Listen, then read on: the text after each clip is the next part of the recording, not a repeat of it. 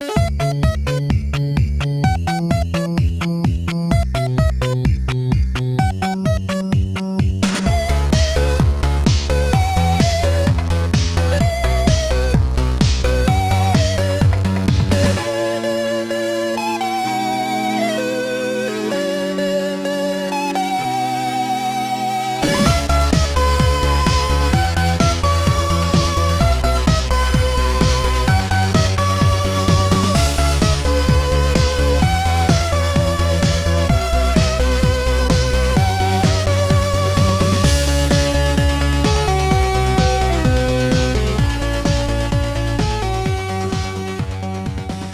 everybody, welcome to another Retro Game Night. I am Damien DeCarlo coming at you yet again. It's the same old drill. That's right, same old guy, same old voice. But I got a couple different guests. I have player 2 with me. His name is Earl Lawrence. Oh, just no clapping, no hooray. That's great. What is no, up, that's great. Happy New Year to you too. That's the spirit. Silent applause. Golf clap. And we All have for the people a in the back. player 3 as usual. We have Michael Losi. He's here, also with the beard. Woo! Yeah, rocking the beard into the new year. We also have a guest player 4 who also has a beard. His name is Cameron. Hi, Cameron. There's All a right, beard so theme he's going there on, with though. beard. Come on, player 2, grow your beard. Earl, grow your beard. Someone forgot to invite the Yeah, it's He's not a trying. can't. It's a you have to. I It's forgot one the of those memo. things. Sorry. Yeah. It's a good thing I shaved yesterday. This is it, guys. In retro gaming, this is one I've been wanting to talk about for quite some time. This is something that is now, there's so much to talk about because there's been so many iterations of this. There's been a version of this, that, all the same thing, and yet we love it. This is going to be about Street Fighter 2 because this is the 35th anniversary of Street Fighter 2, The World Warrior. It debuted in 1991. This was it. This freaking game. In 1991. It was published by Capcom for arcades. It was the sequel to a game called Street Fighter in 1987. We'll talk about that in a minute. There's been so many iterations of Street Fighter 2. There's been Turbo, Hyper Fighting. There's been Super Nintendo, Game Boy. It's been on the freaking Game Boy. I mean, it's everything. There's so much to talk about in nostalgia, but there's a little history involved too with how this came about. And we're here to celebrate that. So I think we can kick off by talking a little bit about what our thoughts of Street Fighter 2. I'd like to ask a general question just to kind of open it up. What does this game mean to you as far as how important this is when it becomes the subject matter of arcades or home console? Let's start with you, Losi. What comes to mind when someone starts talking about Street Fighter? Thank you, because like you said, this has been a long time coming. I definitely agree with that. And the reason being is, man, I've been holding on to this T-shirt for like 2 years that I got from Target. I finally get to wear it. All right, so thank you very much. For it. Yeah, I had to throw it in the dryer because it was wrinkles were building up on it. But anyways, no, this one is super exciting. One that honestly gets me really excited. When I think of the ultimate fighting arcade game, it is Street Fighter. Of course, as you mentioned, there's a bunch of different variations of the game, but Street Fighter, I think, in my opinion, laid the groundwork for all other fighting games, whether we talk about Mortal Kombat, Killer Instinct, so forth. Street Fighter, like I said, it's kind of started it all. Yep. Cameron, I'm going to throw you right into the deep end of the pool, just like my dad did to me. Let's do it. Let's get you involved with Street Fighter. This is arguably right around your age. Not to call you out here, but yeah. Yeah, I'm basically almost as old, if not older than the game right now by like months. So I like grew up with it, and the thing it's like, let's go to the logo. Everyone knows what it is. It doesn't matter whatever country you're in. You see that, you know the game. I feel like 90% of every dude in the world has a moment, a memory of that game when they're first introduced to it. You already mentioned it's been on a Game Boy. Every platform you can play it. It's so universal and it's iconic in so many ways. And we already mentioned Mortal Kombat, all the other games that try to copy it. I don't know what more to say. I freaking love this game. It's a Classic. good It's a starter. classic. It's a good starter. Earl, definitely. what does it mean to you? Walk in a room and Okay. retro gamers are talking about Street Fighter 2. Retro gamers, we're talking, let's talk about like the arcade machine. Remember going into an arcade, which they don't have much of arcades anymore, where you would put the quarter. The one game that I remember everyone always wanting to play, or that had a crowd around the machine, is Street Fighter, where people were putting their quarters. I got next. You're showing off all the moves that you tried to memorize, and this was one of the games. Obviously, you brought it home with your Super Nintendo, or you just had that classic characters. The characters, we can go probably talk about just the characters itself, as you relate to certain characters of who you like to play, why you like to play them. You always stuck to a couple of characters that you always knew the best, or you would venture out to play a different character. But like what was said prior to, and I'm just going to echo, this is the epitome of fighting games for me. This was one of the very first fighting games that I played. Luckily, I guess we're all dating ourselves. This game is now 35 years old. This means I was like 6 years old when this came out. But definitely, and like Tamara said, he was months old before he could even hold a controller or hold the joystick in his hand. This to me, this game brings that memory of just having your co-op play, no online. This is your one versus one. You didn't have multiple controllers. This was just your mano a mano against somebody, or you play against the computer. And this game took you through a journey through all the stages, through all the different countries. It called it Street Fighter, and you were fighting against the world. And that's where that platform, nationwide, that platform worldwide, everybody had an opportunity to play this game. And I think Capcom did such a great job, and the platforms that they had it on, especially to grow it with everybody that was able to play it, and the mass of people that could play it, because of the platforms that they used, I think was a very important thing with this game in particular, and how it reached all the masses. There's something to be said about the whole thing you're bringing up about traveling worldwide, tournament, and fighting to be the best. I mean, sound familiar? Obviously, this was before Mortal Kombat. This was something that was really integral with the fighting scene when it came to video games, because prior to this you had the original NES, and you got like karate, kung fu, you got like very simplistic fighting techniques, not really combos, not really character development. It was very general.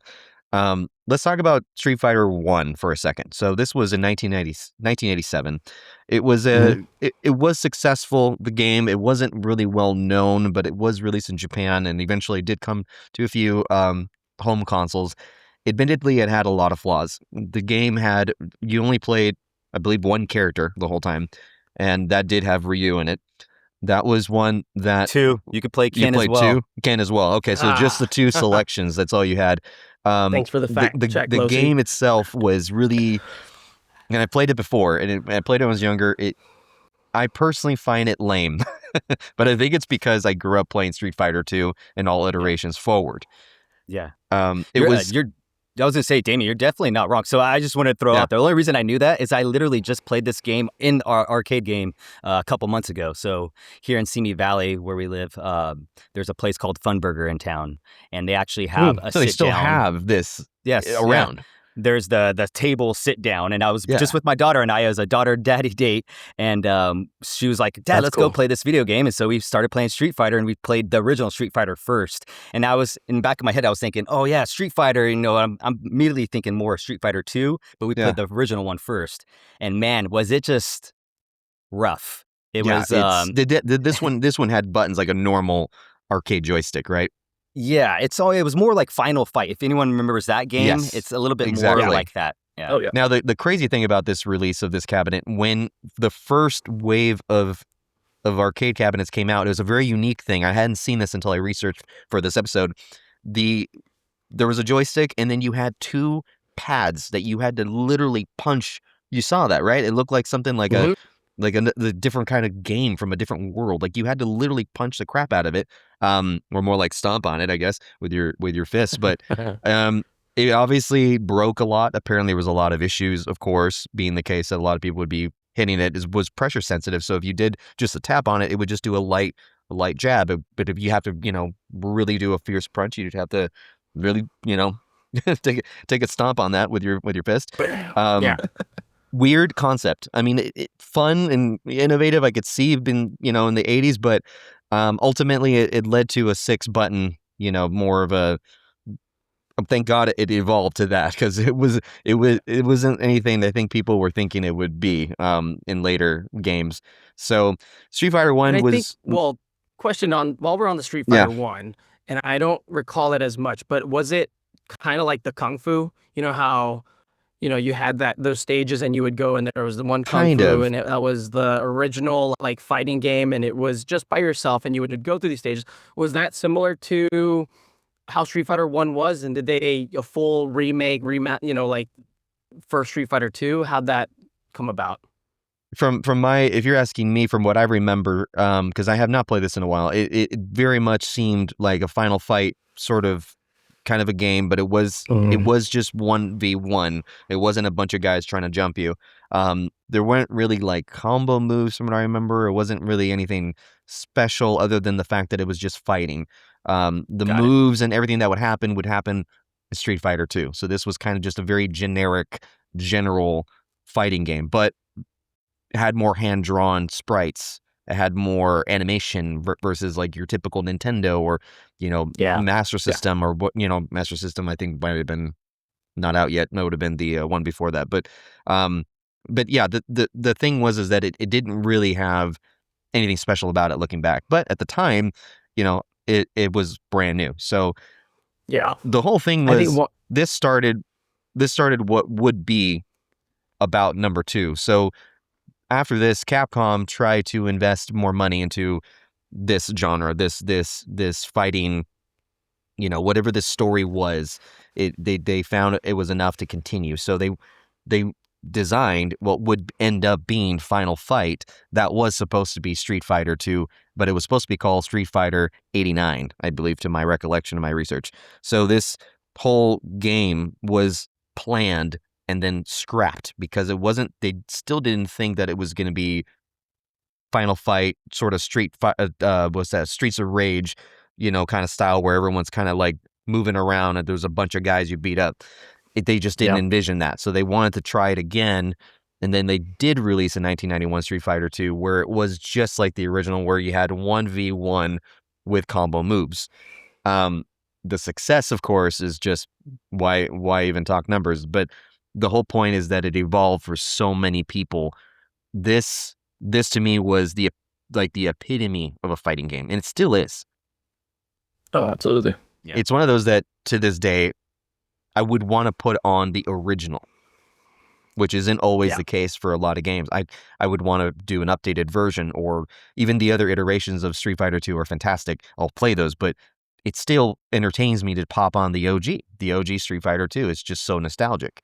Yeah, I think with the Street Fighter 2 also adding the the cut scenes of each character and their evolvement. And I don't know if we're dipping into if I'm probably going ahead of myself a little bit, but that was really cool to see that everybody had their own little story, and you would go do that character and you had their cut screens, and when they lost or when they actually did prevail and win, you would just see it towards the end, like there's actually a storyline base on top of the bonus stages, which again later on, but we'll talk about this, characters. I want to know who you guys love, who is your go-to person.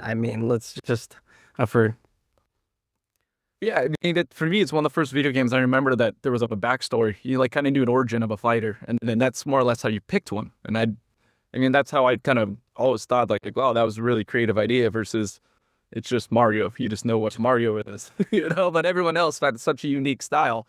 Yeah, let's talk. Really let's talk about the characters. We don't have to go through the whole story itself, but let's go through some character names. So we got Ryu, we got E Honda, we got Blanca, Guile, Ken, Chun-Li, Ken's my guy, Zangief, Dalsim. Then on the other side we got Balrog, Vega, Sagat, and Bison. Of course, these are all North American versions of the name, but we have 1, 2, 3, 4, 5, 6, 7, 8, 9, 10, 11, 12 characters in this story. Maybe not in the original first World Warrior game, but we had expansion to where there's enough of a story with these 12 different points of view. You got two best friends, Ken and Ryu, Then you got Zangief, who is a whole other thing with it being a wrestler. You got Balrog, who's a boxer. You got Vega, who's a Spanish bullfighter. Sagat, Muay Thai kickboxer. And Bison, of course. Then you have, your ultimate villain, your ultimate godlike villain. Let's go into like our favorites and why. It doesn't even have to necessarily go into the gameplay, or it could, but let's start off with Losi. What do you think? Oh man, this is such a good question because I really did kind of bounce back and forth. It really depended on if I wanted to win, if I just wanted to look cool, or what was going on. To be completely fair with you, okay, if I just wanted to be cool, I was Blanca all day. He was the green guy. He's freaking. He was different than every other character, and he just had that kind of edge about him that I think that little grunt, and I don't know, he was very rough. beastly, kind of like a nice change up from all other games. I can't think of another fighting game prior to this that had some sort of monstrous beast. Yeah, but then again, I mean, electrified. Yeah, but like if you really cool. want to kick ass, you'd probably be like Chun-Li in Street Fighter 2 because she was pretty powerful. But then flip time, if you just wanted to hear some good music, you're probably going to pick, in my opinion, like Guile or Kin. Okay, now you're touching on my favorite stage because of the music, not necessarily my favorite character, but yes, I do prefer seeing that. There's that stage. Probably trying to think of maybe Ryu's stage. Like those are the two of my favorites. It's just more nostalgic, more of the music, more of the feel. Yeah, feels real Street Fighter to me. Ryu's background is the ultimate. That was supposed to be mine tonight, but I couldn't get it up there. But yeah, I feel like that's just like the pinnacle background stage right there. Is that Ryu? That's that that was on a ship, right? Yeah, it was really just like amazing to see a game that paid tribute to each culture. It was so multicultural because obviously you're traveling the world, beating people up, but you're in Brazil, and then you go to the U.S. Air Force Station, then you go to Japan, and then you're in a bathhouse fighting a sumo wrestler. But you get like these different vibes, and you got Dalsim, who was yoga master from India, and like there's so much of a vibe with each stage that it just was so entertaining. And I remember very vividly, I'd go to the arcade, see a bunch of adult kids or bigger kids than me playing this, and the admiration for how the game just was so, it just engaged everybody immediately. It was always something that was very, it wasn't really like it wasn't taken for granted, and that's the best way I can put it. I feel like everybody really just appreciated it and just really, really dug in deep with this thing. That just made me think, Damien, about when you went to the arcades back in the day, there was very few games where you would actually go and see multiple cabinets of that game. Right. The only other game, Pac-Man is probably one of the other game I can think of, but then there's Street Fighter 2. You would literally have 5, 6 different Street Fighter 2 machines next to each other because they were all full. Yeah. And no other game could do that. Yeah, absolutely. They were the owners of the arcade were smart if they had multiple of these Street Fighter 2. And I think going back to the sound, like I remember the first time playing Guile and hearing him go sonic boom, and then the blade kick, even just the visuals of a blade kick coming across the screen.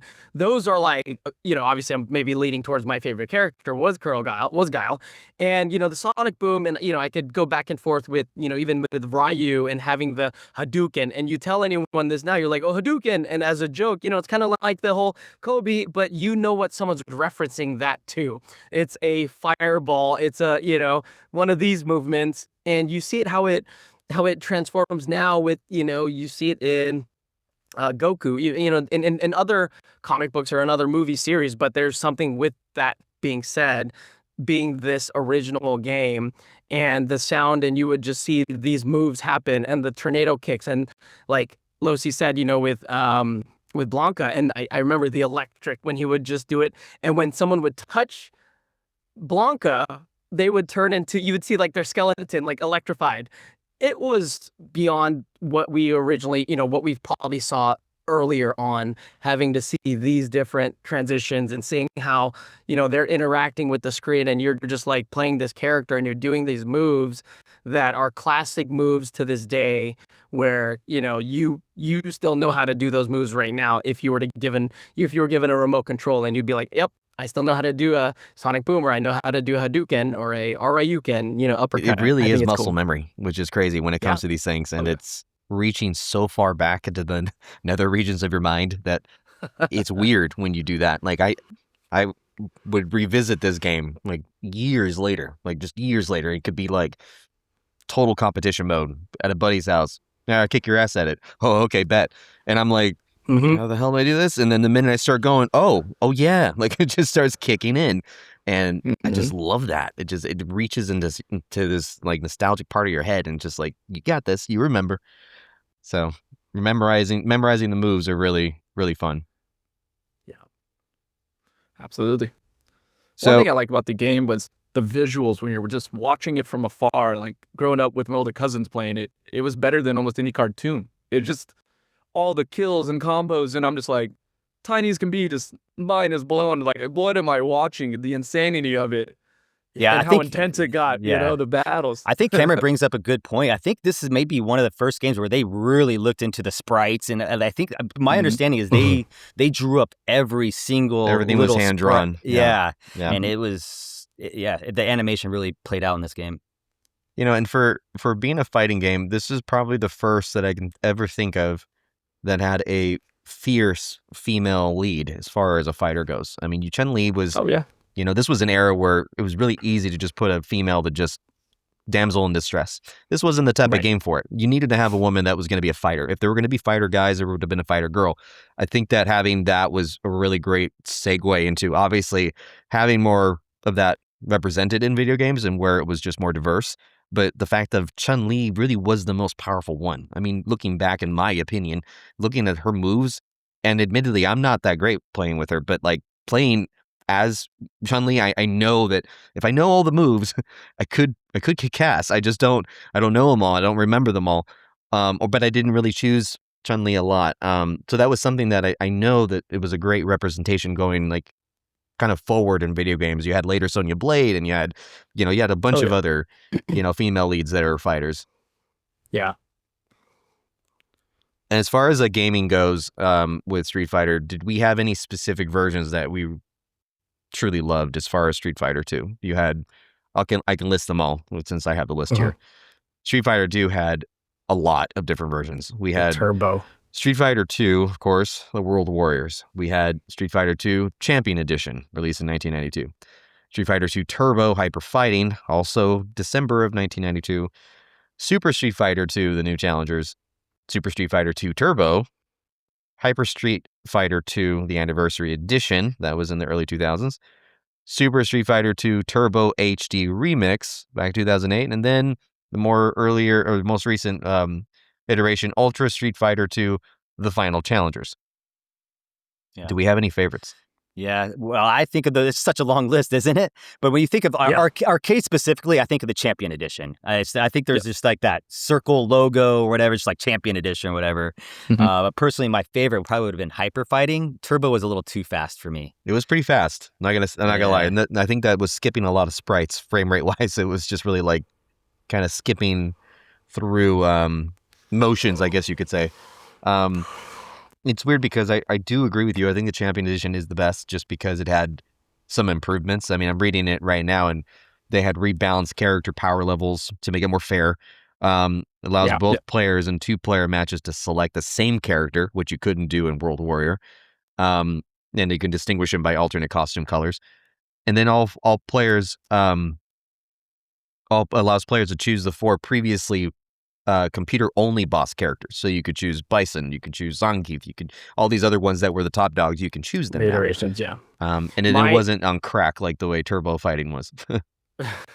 Speaking of, mine would be the Street Fighter 2 Turbo, released in 1994, because that was the first introduction of Akuma and how you could unlock this character by beating all the bosses without having a restart.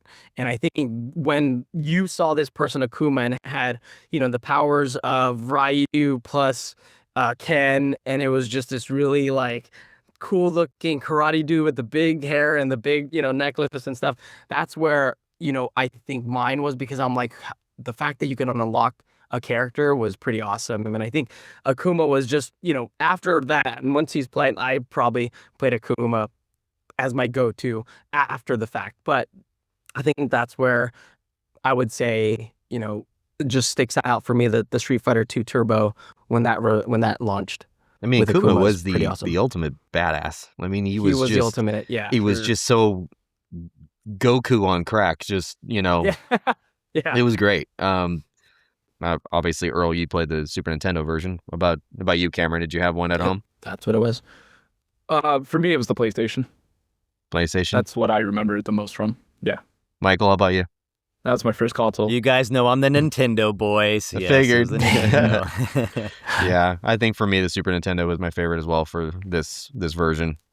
Yeah, and I had played the Sega Genesis version, but it obviously is different. You know, the sound is definitely a different type of sound. Well, let's think about that too for a second, because like you mentioned on the arcade, this is the first time we got 6 buttons, right? Yeah. 6, yeah. And with a Sega, you really couldn't do You didn't. as much, right? So SNES, I think, laid a little bit better foundation for the. So here's what I distinctly remember, because I had a Sega Genesis and I had borrowed this game from a friend, and I thought, wow, this is lame. I didn't even think about the fact that I have multiple buttons on the Super Nintendo and I have 3 only on the Sega Genesis. Right. So I started playing it, and yeah, it was weird. You have to hold like diagonal up and then hit punch for the fierce punch, and then The fierce, low and the same button to make it the low punch. I was like, that's lame.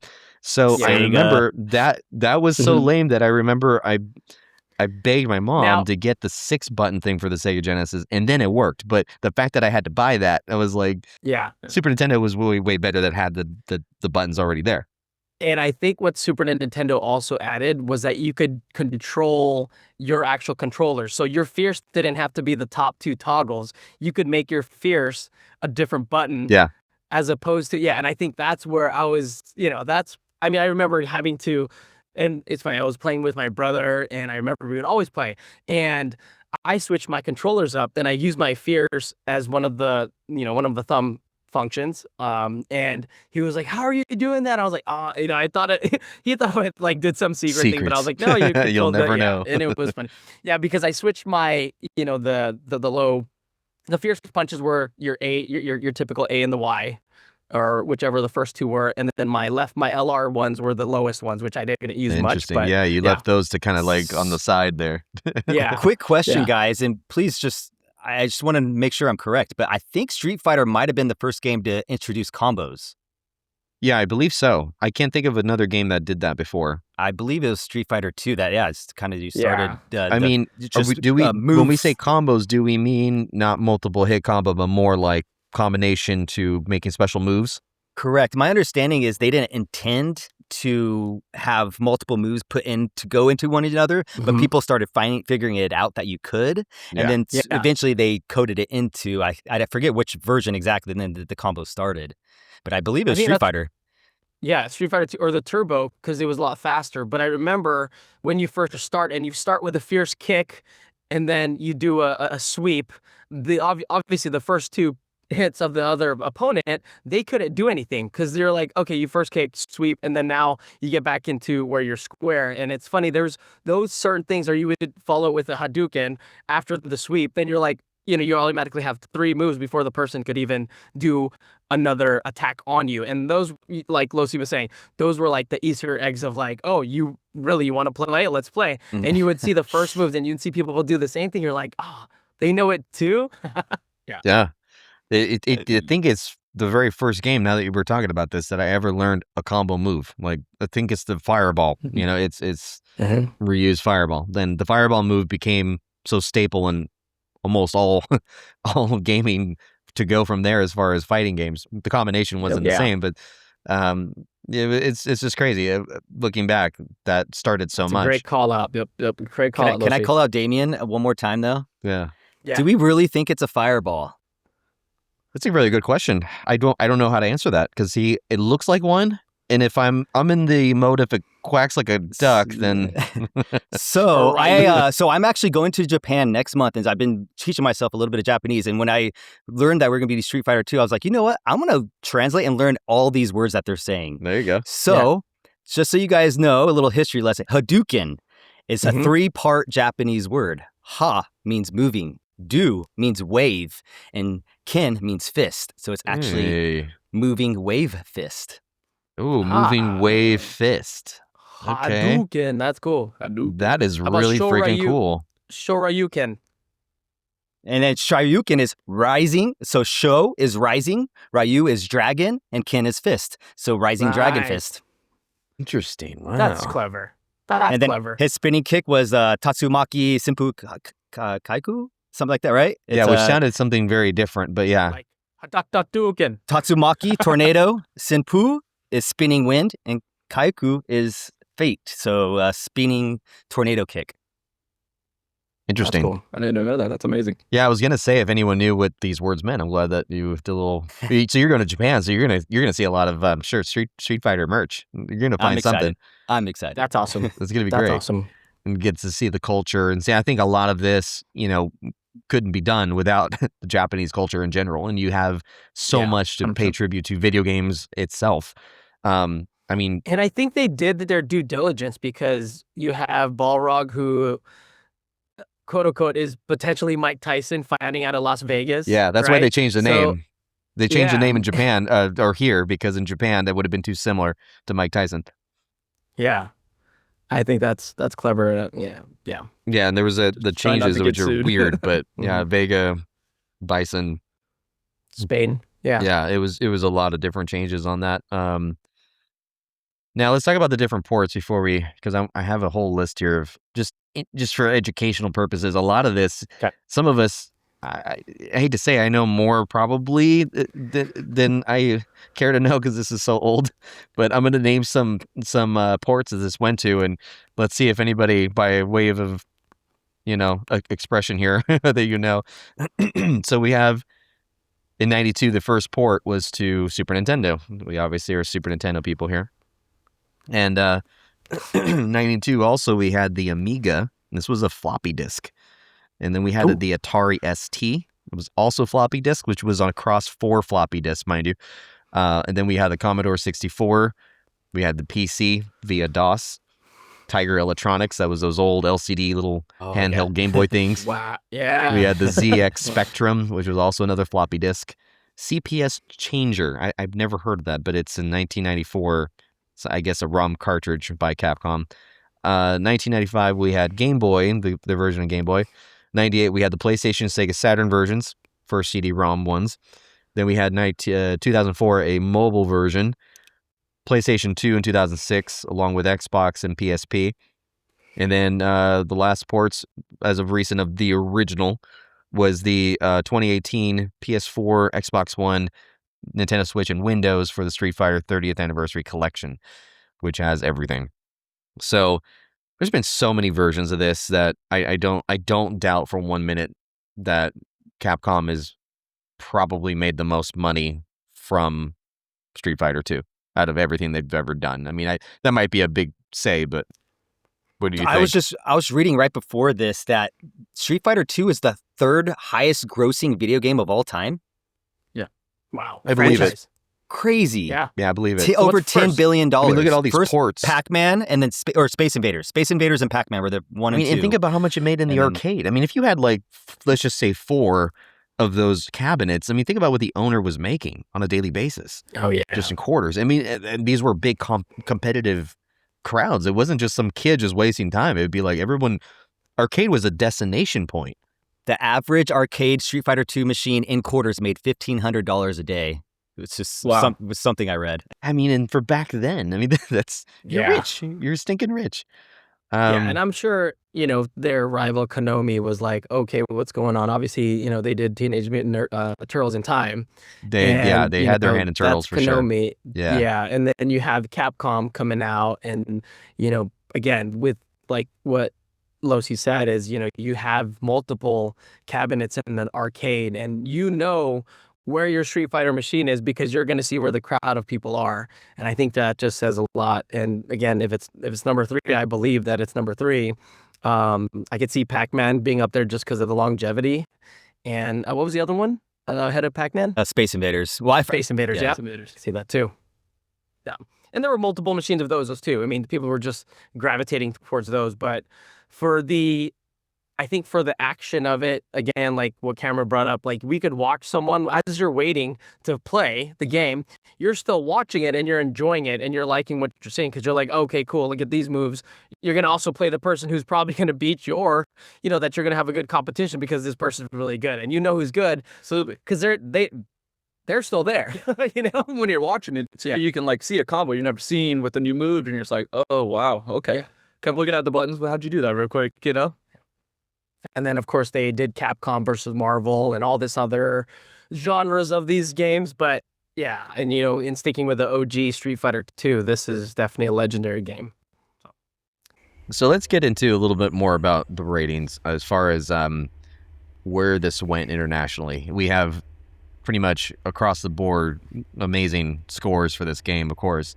It seemed to me that my research, the console versions ended up getting a higher rating than the arcade version got originally. And I wonder if it was just because, as we have covered Mortal Kombat with, before on the podcast, I think we saw a unanimous decision with adults that they resented the violence aspect of it. So I don't know if that played a part in it, but the consoles ended up having straight across like 9, 10s ratings for most of these game publications. And then when it came to the publications that would rate like the arcade, it was pretty much 9s. We had like GameSpot with a 8, we had IGN with 8, Eurogamer with a 9. No surprise there. GameRankings.com 82% for the Super Nintendo version. And then, of course, you get all the ports. The GameSpot gave the PlayStation 3 version of HD Remix 8.5 out of 10. PC Gamer listed the 1993 DOS version as one of the worst PC ports of all time. So I've never played that version, but I'm sure it doesn't compare at all to the arcade. Yeah, pretty much across the board. I mean, it's anything above a 7. So while it's probably fair to say, I think that we're in love with the lore of Street Fighter. I think if you got down to it, it is a very simple game. And I think that if you look back in 2026, I wonder, would we feel the same way about it the way we do now if we just first played it for the first time? And it's unfair to say because it's obviously this was a different era. But I think that this plays such a big part with our rating, which we'll do in a little bit for Street Fighter 2: The World Warriors. But I think that now, this game, if I had no prior knowledge, I think it would be kind of ridiculous. But I mean, that's just me. I don't know. It's almost like nostalgia fuels this whole thing. I think the controller... What do you guys think? Like when you said the DOS version, I'm thinking keyboard, versus when you're playing it, console, you have your D-pad.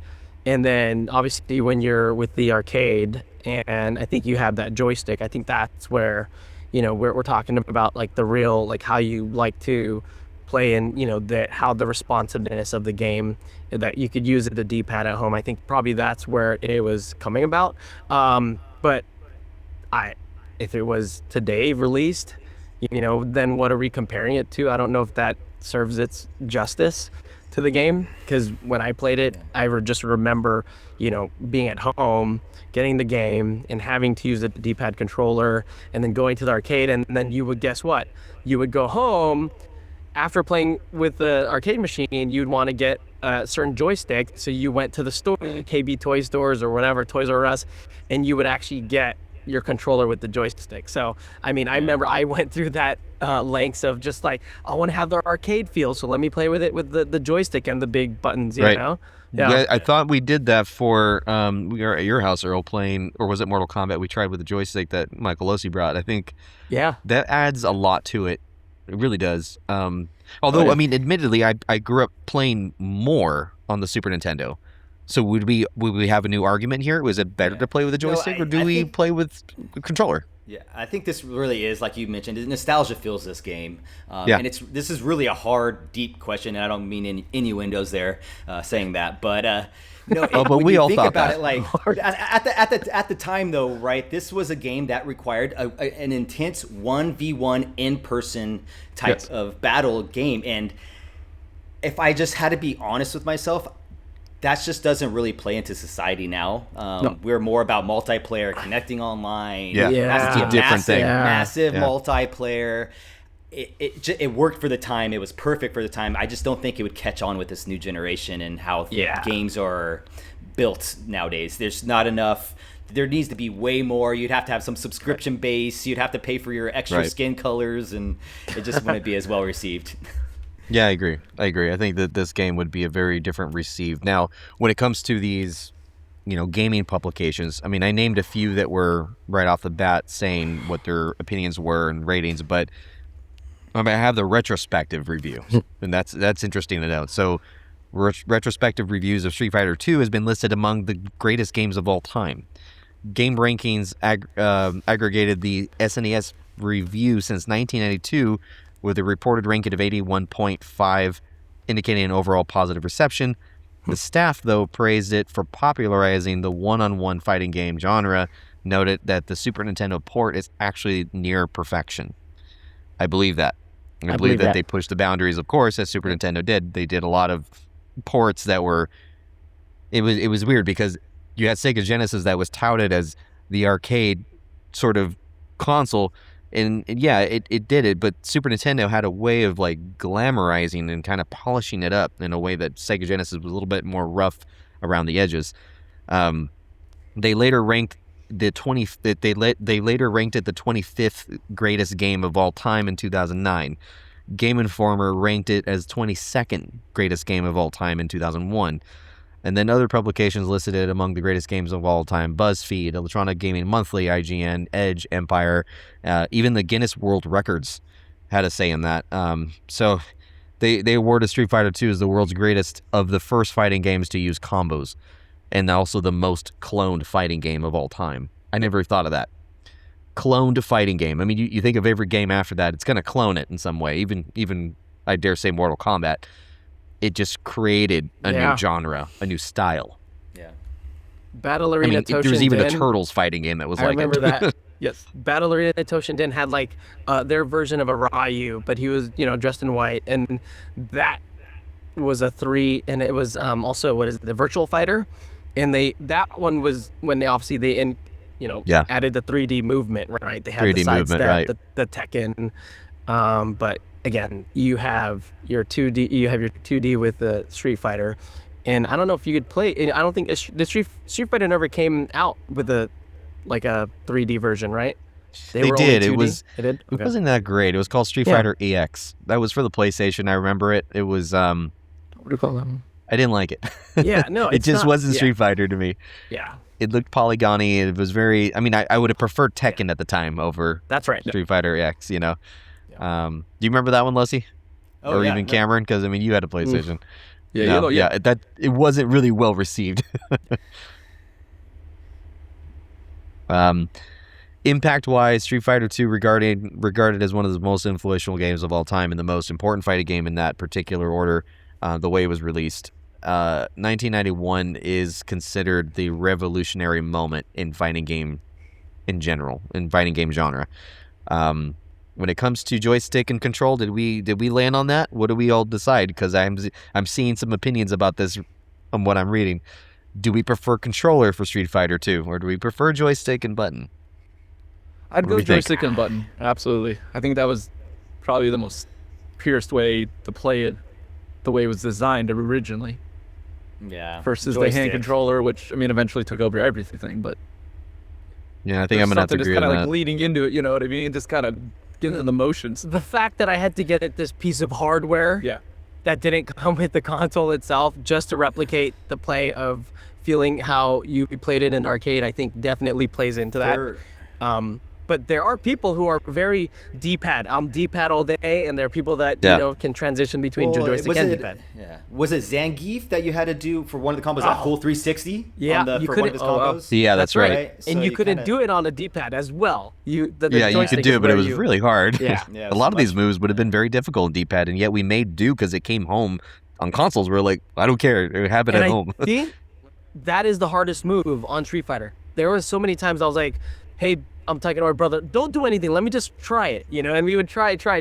We could never do it like on command, like in Hadouken. Yeah. Good stuff, guys. And this whole thing, obviously, the legacy it continued. I mean, there was a awesome, so awful, but you love 1994 movie that came out, and I still love it to this day. But in no way do I think it's amazing. And there's a new movie to come out as well. So there's a new one, and I mean, we got the new one animated. We got a lot of animes on it. There's been animated movies. There's so much. There's so much to dive into with Street Fighter that, it all started with this one that made that much of an impact. And I'm glad that we can celebrate 35 years, with the homies here on Retro Game Night. I'm excited. For the new movie to come out. I think we need we need a movie date, boys. We need to have watch this on IMAX. Oh, absolutely. There you go. Yeah. And then after somehow connect my Street Fighter into the IMAX screen. There you go. I can't. We'll wait them out. I don't. I'm not that cool. I'm not that popular. I can't. You have those connections. You could figure it out. Okay, maybe I do. Maybe we'll see. But Maybe yeah, Losi I'm does. looking Losi has forward those to connections. it. Cameron will get up out the SoFi screen. There you go. There you go. You got it. Just no big deal. Just on one of the most giant screens of all time. Or Sphere. Let me go to the Sphere. Hello, Dolan. There you go. Dolan, the Vegas listen. Sphere. We're just gonna walk in and be like, "Hey, we're just Retro Game Night Podcast. You heard of us? We're James just gonna borrow the Dolan? screen Yeah. for a couple minutes. Is that cool? How couple awesome minutes would turns that into be? hours. I'd go crazy. I'm like, wow, that's crazy. But yeah, Absolutely. Well, kids, we've reached the point of the podcast where now we have to bring science into this. rank it. Science is really important when it comes to gaming, and it's undoubtedly the way of all life. Science here is judged with our rating system. It's very important that we analyze each one. So we have collect it and showcase it. That's going to be your top rating on any game. Mm. Your next rating, that's the middle portion. That's going to be rent it. It's just going to be, hey, I like the time I had with it. Don't care for it anymore. It's not worth me spending thousands of dollars on an arcade cabinet. Or 3, toilet paper, which I think is pretty self-explanatory. What would you rate Street Fighter 2 The World Warrior, which is what we're talking about? I wish this was a tougher question, but this is going to be a layup for me, and I hate to be the positive guy to start this off, but come on, guys, let's be real here. Like, if I had to be honest with myself, if I had to own one fighting arcade game to have in my own home, what would I choose? I'd have to think pretty hard about it, but ultimately it would lead back to this game, Street Fighter 2. Furthermore, guys, what else did I mention earlier? 3rd highest grossing game of all time. This game was bringing in billions of dollars, literally making thousands just in quarters per machine. And those numbers, I think, speak for itself. Right when I was talking about the introductions of combinations, you think about hand-drawn sprites. Like, that was never seen before. And I just don't think we would get to where we were at in the PvP round-based gaming, with Mortal Kombat, Killer Instinct, without Street Fighter. This laid the groundwork, as I mentioned in the very beginning. And so, yeah, for me, I would definitely showcase it, and something I personally want to collect and have in my own arcade cabinet here at my house. The way I know you, I know that's your answer. Like, I already knew, but it's like when I hear you say that, it just, I see the sparkle in your left eye. Like, I know that's going to happen for you. I know you're going to have this cabinet one day to collect. Good thing you can only see my eye right now. Let's go with Cameron, who appears to be more on my screen here again. Mr. Cameron, what would you rate it based on our very scientific, specific rating system here? Well, it's a very complex rating system there, and I went to really deep thought. And I mean, it's the whole legacy of it. I mean, how do you not want it? Like, you win the lotto, it's the second thing you buy. Take care of your mom. Well, I want to know your first. What's your first? Now that you said second. That's pretty cool. Doesn't want to say. Probably just what, like candy? Just a lot of candy. He said, "Take care of his mom." Take care of mom. Take care of mom. Okay. Okay. Like, that's nice of you. Yeah. You're a good son. I try a little bit. I think. Earl, what would you say then? Because obviously it's going to be obvious, all this rating here, but yeah, and I'm not gonna stray too far. from the crowd here, but it would definitely be a showcase. I mean, the fact that this game itself has so much nostalgia to feel, and there's a Capcom Cup that goes on, and where players, play. And just recently in 2023, the person of the Capcom Cup, they played Street Fighter, won $1 million. I mean, just the fact that they still have these things going on today, and their sponsors, and you just say one game, and people are like, "Yep, let me play again." If we're all hanging out in a house and we put this game on, I guarantee you we're all gonna grab the controller, and that just means how timeless it is. The fact that we talked about earlier, like, what's the move? And you're like, down, scroll to the right, hard punch, that's a Hadouken. I mean, these things. These are the things that are forever ingrained in, at least in our world. Again, we're dating ourselves. This is a 35-year anniversary. The fact that we're talking about it still 35 years later and can compare it to what we still have. And it probably still trumps other games that we've played that we still remember, and we're like, you know what? Again, we just said Street Fighter over other games, but this one will have to take a legendary one for me. It'll be a top ranking, just like what Losi said. There's just too much value in this game and in this franchise that you could, at least for me, I couldn't toilet paper and I wouldn't be a one and done blockbuster. Sorry, you're not getting this returned. I'm gonna keep it forever. Yeah. Yeah. But also, 35 years later, how relevant the game still is. Yeah. To remake a gigantic movie production about it, and just, people still have so much passion for it. Yeah. And Losi, when you go to Japan, I mean, it's going to be in actual arcades because they still exist there. Which, not play games. If you have figurines, I'm gonna be like, hey, let's see what those figurines look like, and I want to ask you to maybe possibly bring some home. Damien, what do you rank it? I ranked this game, and it's funny because I actually thought one and done. And hold on before you crawl down my throat and kill me. Hold on. Reason why, because I do prefer the championship edition. Now, here's the thing. I Grill him. I recant that statement because after this podcast, after talking about it, I'm realizing that to own the original World Warrior arcade cabinet is a piece of history. It's not just, I don't have all the players. I mean, obviously I want the upgraded version. No. I honestly, this is the showcase. If I had the chance to own this cabinet, if I had the room for it, I definitely would own this one. And that is just, as a gamer, as a podcast host of a retro gaming podcast, the way my friends talk about it, the way I talk about it, it'd be stupid to not have it. Yeah. So I think this is something you show off. It's just a historic piece. Mm-hmm. I mean, for God's sakes, the world record of Guinness World Records has said that this is the greatest thing to have as far as fighting games, and I believe it. It's obviously it's breaking so many numbers and records of all kinds, and it will continue to do so.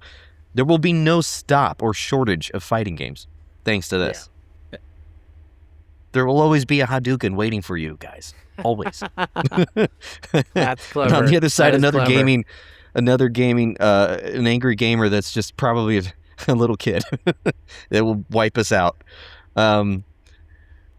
Let's go into our social media, everybody, because we reached that part, and this is the best time because I get to see who is willing to say their social media so everyone can stalk them and be creepy. Let's start off with Michael Losi. Where can we find you, sir?